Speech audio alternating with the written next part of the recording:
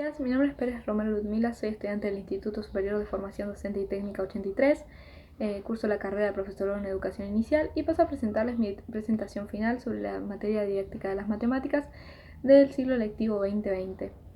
Comenzaré hablándoles acerca de los modelos de enseñanza de la matemática que se han dado en los últimos años.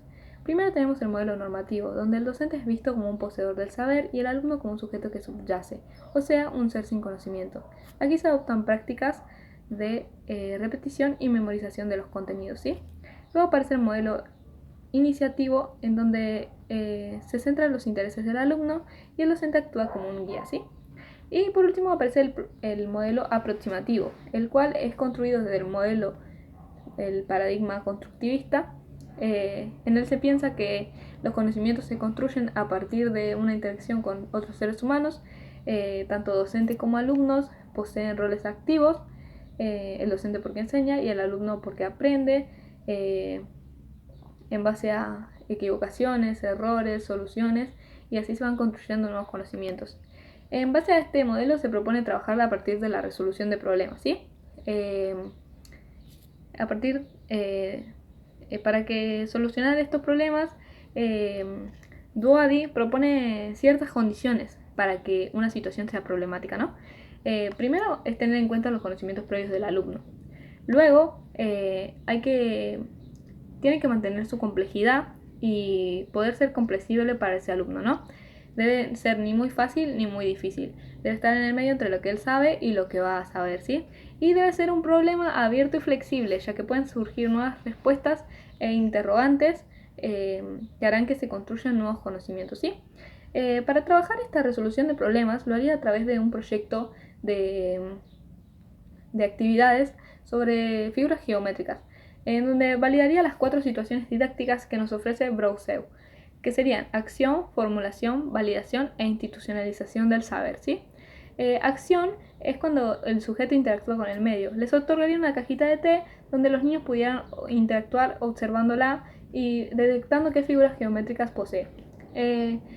Formulación es cuando el niño interactúa con sus pares y debaten acerca de, por ejemplo, cuántas figuras geométricas posee la caja.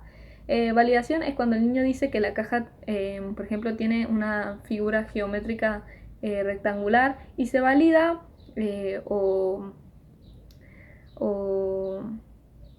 convence a sus pares de que esa respuesta es correcta, ya que dice que tiene la misma forma rectangular que usaron para hacer el tronco del árbol la semana pasada. Entonces de esa manera valida que es un rectángulo, ¿no?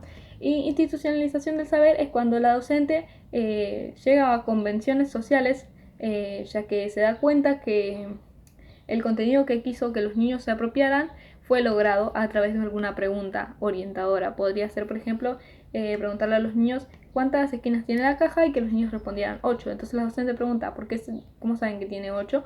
Y los niños dicen, porque contamos. Entonces validan que el saber de conteo se apropió de ellos, haciendo que puedan utilizarlo en esa situación, ¿no? Luego aparece el juego como lenguaje privilegiado, ya que sabemos que en el nivel inicial el juego es fundamental, y Malajovich dice que hay que aprender a diferenciar el juego que realiza el niño de las situaciones construidas por el docente con la intención de enseñar algo. Hay 3 tipos de situaciones. La situación lúdica, que es donde el niño decide libremente qué, cómo, con quién y en dónde jugar, y el docente solo observa. Se podría ver claramente en un juego de sectores. Luego aparece la situación de aprendizaje con elementos lúdicos, que es una situación estructurada, planificada por el docente para trabajar intencionalmente un contenido. Podría ser un juego de construcción basándose en trabajar el contenido de figuras geométricas. Y la situación de no juego, que son actividades estructuradas con una intención de enseñar un contenido, que podría ser actividades de juegos reglados, por ejemplo. También aprendí acerca de los diferentes usos que poseen los números, ya que como sabemos los números tienen muchos usos. Tenemos el número como aspecto ordinal, que nos sirve para identificar el lugar que ocupa un objeto dentro de una serie. Podría ser cuando vemos una pila de libros y decimos que el sexto es que nos pasa en el sexto libro, ¿no? Después tenemos el aspecto cardinal, que nos sirve para conocer la cantidad de elementos de un conjunto. es cuando contamos, por ejemplo, cuántos caramelos hay en una bolsita. Después tenemos el de código, que es para diferenciar elementos, es por ejemplo el número de DNI de las personas. Luego tenemos para medir, que es para averiguar la magnitud de las cosas. Y para operar, que es cuando los números se combinan entre sí dando lugar a nuevos números, ¿sí? Que nos sirven para calcular si nos alcanza, por ejemplo. Luego tenemos también las funciones que cumplen los números. Los números cumplen diferentes funciones. El número como memoria de la cantidad, por ejemplo, que es la función que permite evocar una cantidad sin que ésta esté presente. Es, por ejemplo, cuando vamos a la biblioteca a buscar libros para trabajar con los niños, debemos tener una memoria de la cantidad de cuántos niños eran para saber cuántos libros llevar a la sala. Luego para memorizar posiciones, que es la que permite designar una posición en una lista, por ejemplo, saber que entre medio de 10 libros el sexto es el que necesitamos. Y los números para anticipar resultados o calcular. Esta función implica que una cantidad pueda resultar de una composición de números, ¿no? Por ejemplo, sumar, quitar, restar, ¿no? Luego tenemos que saber que como Leonard, Sadowski y Wallman nos dicen que los niños tienen una aproximación a la serie numérica, al sistema de numeración, desde antes de ser enseñado en la escuela, ¿no? Ya que como sabemos la serie numérica o el sistema de numeración es un objeto cultural, ¿no? Y los niños realizan diversas representaciones de los números, ¿no? Podemos encontrar la idiosincrásica, por ejemplo, que es cuando dibujan garabatos sin sentido para dar cuenta de algo. La pictográfica, que dibujan la cantidad de objetos contados, por ejemplo, si hay 5 manzanas, dibujan 5 redondos. Las icónicas, que dibujan marcas con relación a los objetos que hay, por ejemplo, pueden ser 3 rayitas para decir que había 3 manzanas.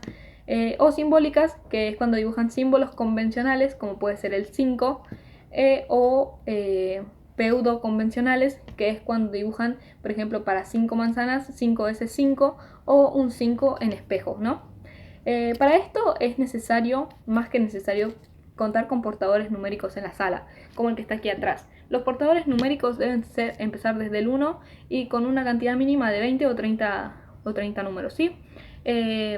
Los portadores numéricos ayudan a los niños a conocer los números, a apropiarse de ellos, a identificarlos, a saber cuáles van antes, cuáles van después, y los ayuda a comprender más sobre el sistema de numeración, ¿no? Por eso son muy importantes poseerlos en la sala.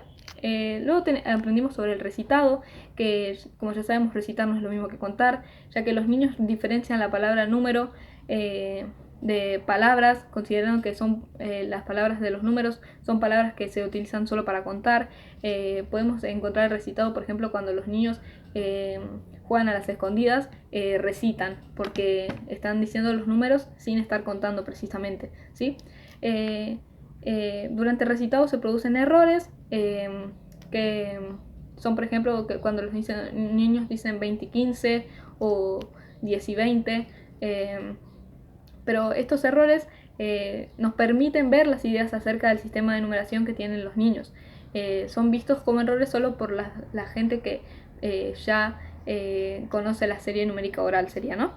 Y luego aparece el conteo, donde sabemos que contar, bueno, no es lo mismo que recitar, que para contar necesitamos procedimientos de cuantificación que pueden ser la estimación global, la correspondencia término a término, la estimación de cantidades, el reconocimiento de las perspectivas, el conteo o el sobreconteo. Y bueno, Hellman y Galistel nos dicen que el conteo supone un proceso de etiquetado de participación y la coordinación de ambos. Para saber si el niño cuenta, debe conocer la secuencia de los nombres de los números, hacer que un objeto se relacione con la palabra número,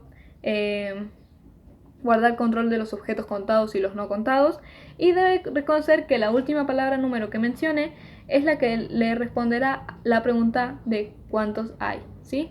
Esto es más o menos resumidamente lo que hemos visto durante el año, ¿sí? Espero que se pueda comprender